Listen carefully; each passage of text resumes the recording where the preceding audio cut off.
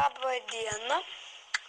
Čia mes pradėsime žaisti žaidimą Roblox. Ir čia susiję šitas žaidimas su traukiniu.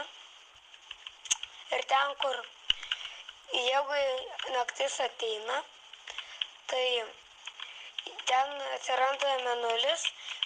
Jeigu mėnulis raudonas, tai reiškia ateis vampyrai.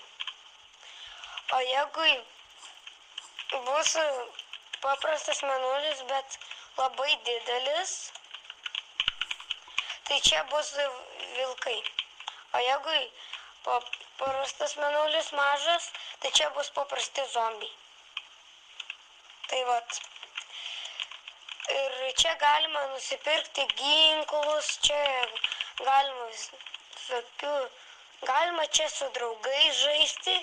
Ir dar geriausia, va taip, apsistatykit va taip bazę, kad jums būtų, kad visokie zombiai, vampyrai neįlystų į jūsų bazę. Mes su mano draugu taip darom ir visada pliusą gaunam, labai toli pereinam. Tai vat. Čia bus išleistas šitas streamas į Robertas. Ir ten, jūs pamatysit. Tai vat. Mes su mano draugu Robertu jo vardas. Mes, perinam šitą žaidimą. Kaip supras, perinam. Pragyvenam daug nakčių.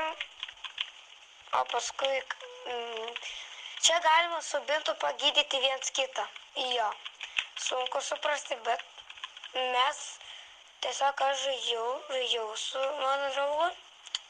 Paskui nusipirkau bintą, paėmiau jį. Paskui galvoju, ką daryti su to bintu? Jo, žinau, kad ten gydytis. Paskui mano draugas miršta. Ir ten rodo revive viršui, kur išguli arba dar kažką. Tai vat, ten palaikai ir tavo draugas pradeda žaisti iš naujo. Bet visi dalykai įsimėtos ir kai kurie dalykai gali, va čia gali papulti, va čia, ir jeigu jie ten papuls, tai čia jau nebegausi jos atgal. Bet kai kurie dalykai, jos negalima sudeginti.